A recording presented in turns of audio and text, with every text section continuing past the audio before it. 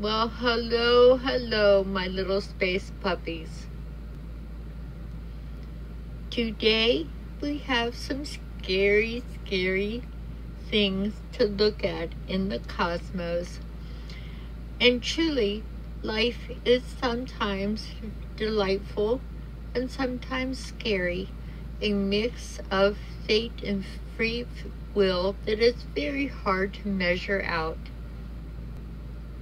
I have invented just two things in my whole life.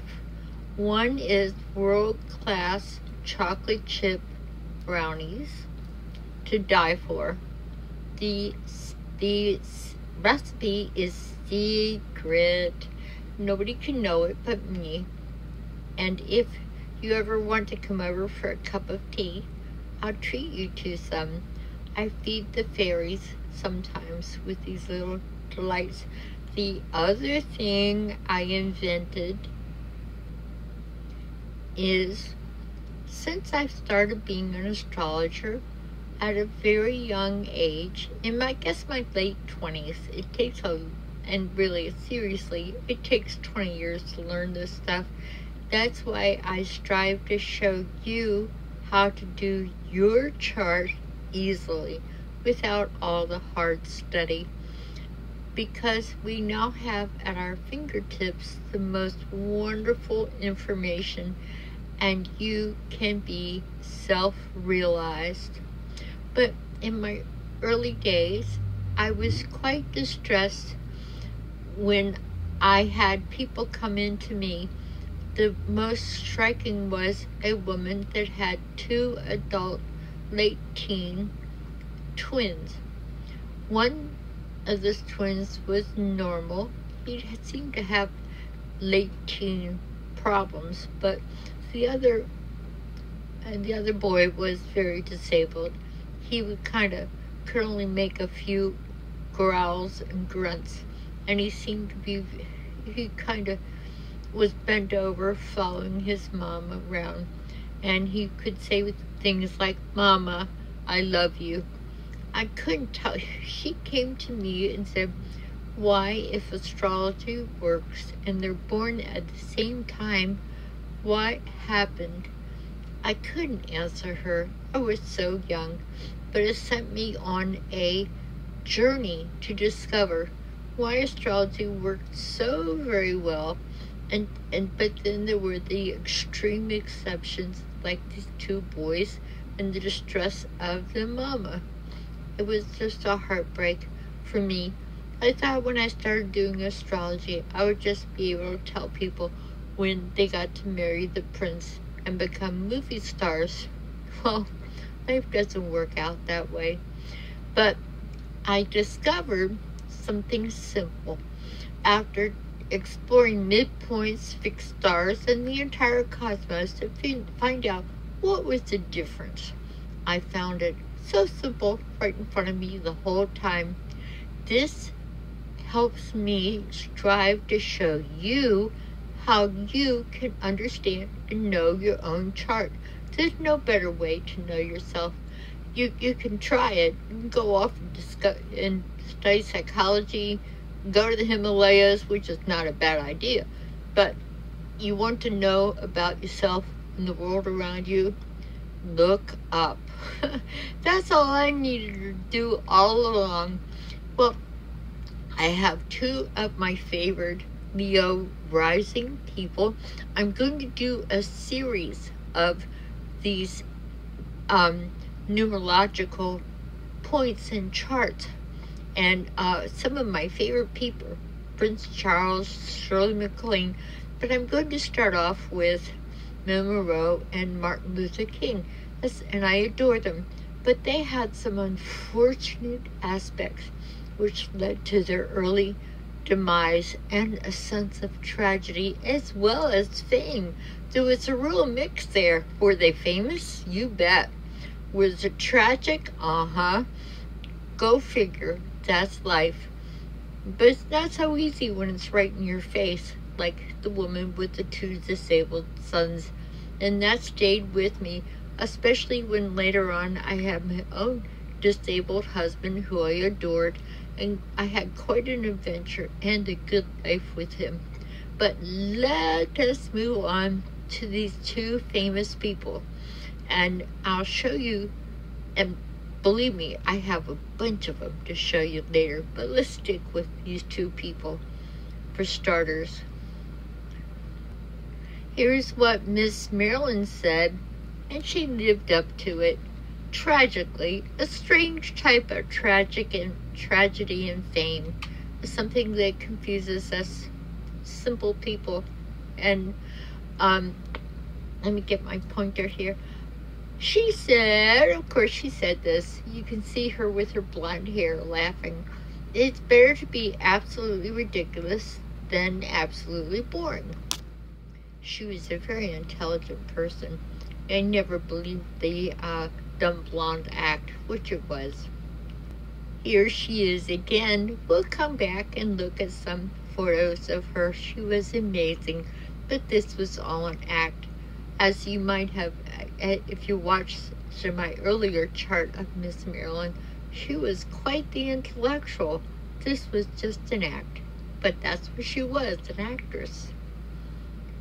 Oh, by the way, if my camera cuts out, I'll just make part 2 of this. I need a new camera. I put a tip jar in one of my YouTubes. Send money so I can get some cool video equipment. But in the meantime, look at this.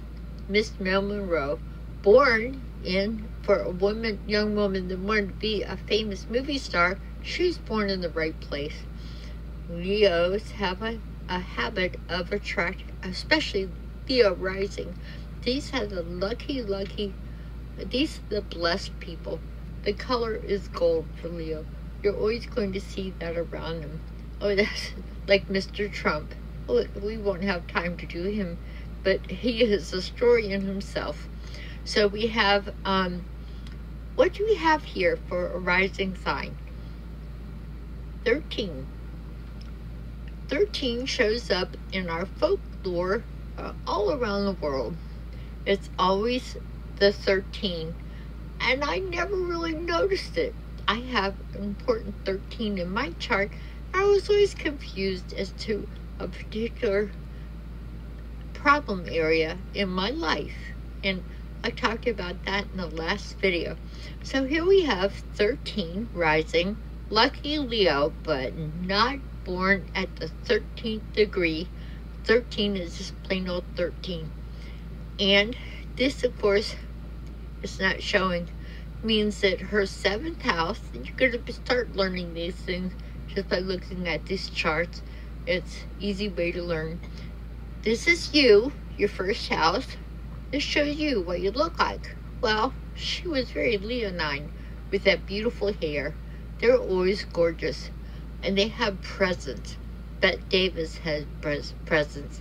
And so did MLK. When he walked in, you knew it was there. And here we have 13 on the 7th house cusp. There should be a 13 here. And this is your partner. She had lucky partners, that's for sure. You have Jupiter, the planet of good luck and fortune, and what you need emotionally. But that's another story. We talked about that earlier. So we have 13. Now, let me tell you, when you have something that's 13, don't stand up in front of the world and wave your arms. That's like you got a bullet already on your back. Somebody's going to get you. Go be a librarian. Go see a movie and have an ice cream cone. But no, not our Leo friends. They jump right up in the spotlight. And that is the problem. And if she were to come to me, I would say, go to school and get a degree and go be a librarian or a professor because you're very intellectual. And she said, I want to be a movie star. I'd say, oh, please don't do that. That would be my advice. And this is my little invention. I started to notice the 13th popping up in charts like this, including my own. Next, let's see, where's our next 13 planet? We have 13 on the 12th house cusp. As you learn the houses, the 12th house is institutions, and this is people that hide out. They hide out from the world. 12th house people live in caves, I swear. You can't find them. They're reclusive, and they're kind of like a Pisces on steroids. So you can't always coax them out, and they're secretive, and they're mysterious, but they're very good at art. They always end up in institutions somehow. This is hospitals, jails, sometimes large government institutions, post office, civil service. You work, especially as a hospital employee, working in a large hive or tribe. Now, you want to look at as well, the 6th house cusp has 13 degrees on it. Let's go down a little bit. Let's look at the moon, La Luna. This shows something about your mama every single time. You want to know about your mom in your early childhood, you go look at the moon. What did you have here? The ruler of the 4th house. Remember, we look to understand 1, 2, 3, 4. And the moon house is here and here.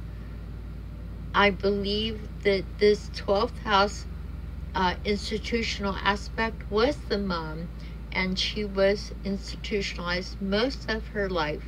And the 6th house and the 12th house, you see they're apart from each other.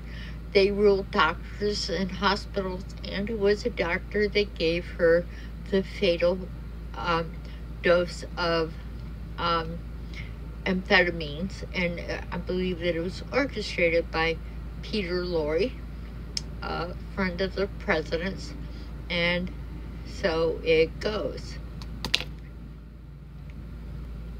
Let's look a little bit at the other 13s. 2 plus 2 equals what? 4. 1 plus 3 equals what? 13.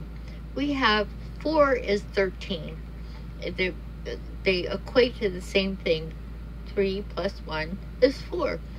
2 plus 2 is 4. 4 is the very detrimental, hard, heavy, and faithful number. And here it is in her 1st house. This is you. This shows something about you.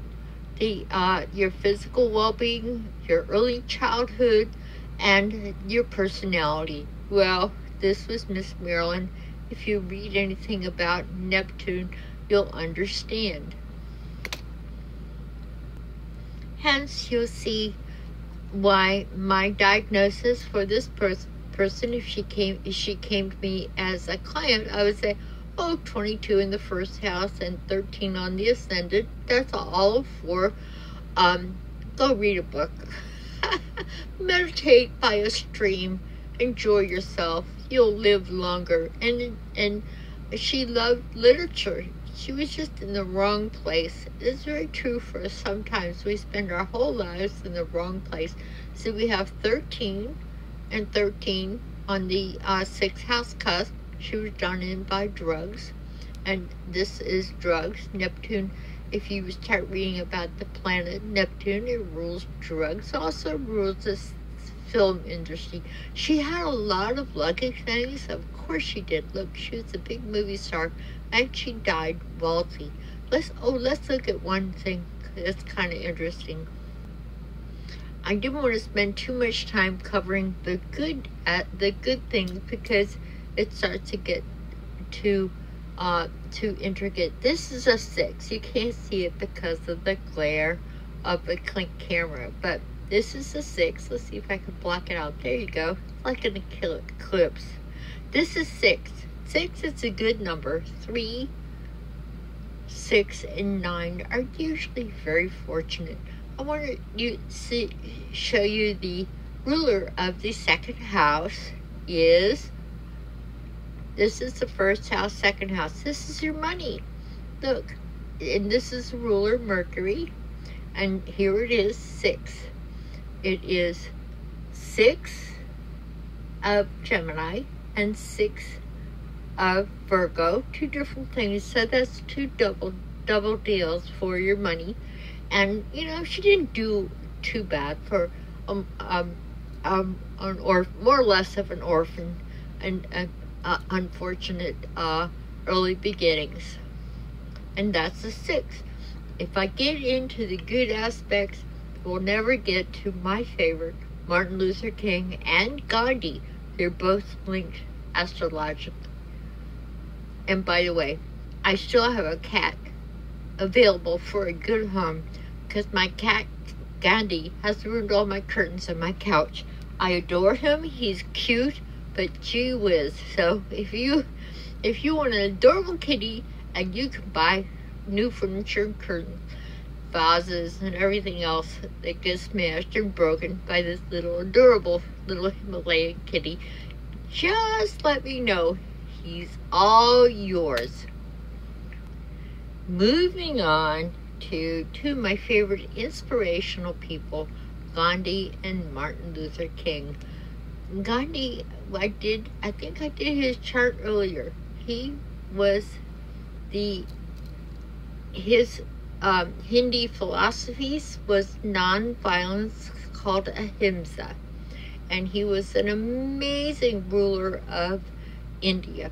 Martin Luther King being the great intellect that he was, and so was his father. I mentioned that I had the privilege of meeting his father, Martin Luther King's. Both Baptist ministers, and they grasped onto how Gandhi freed his nation from the British Empire rule of 200 years by use of the ahimsa, which equates to non-violence. And it can also be non-violent civil disabilities. Martin Luther King and Gandhi, as well as Nelson Mandela, who is part of this triad of great thinkers, freed many, many people with these philosophies, and I adore them for what they did for the world. So off we go to MLK's chart. Now do remember, if my camera cuts out on me, you'll show the same video entitled Part 2. Look what we have here. This is MLK. What is the ascendant number? I hope you can see it okay. It is 13. 13 of Taurus. Taurus is a pretty cool number. Sign. Taurus are generally lead pretty happy lives. They're very reliable. My dear honey had, my husband had a Taurus moon, and he was reliable emotionally. I love that.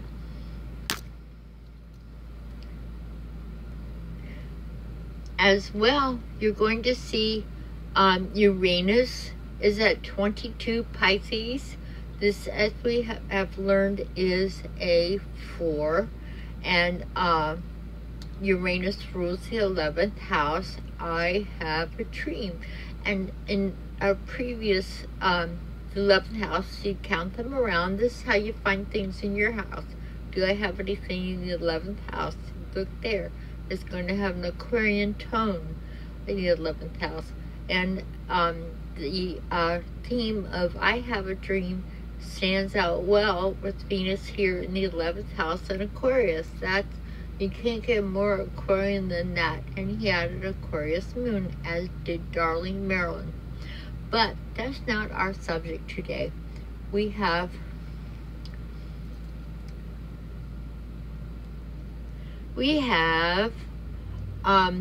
Pluto, and Pluto is one of the planets, the most outer planet, and it's at 13 degrees in the 3rd house. Now, what does this mean? The 3rd house is your neighborhood, and this means it's not too fortunate. Now, Martin Luther King could have been born anywhere. Could have been born anywhere on the planet, but he was born in the very racial South.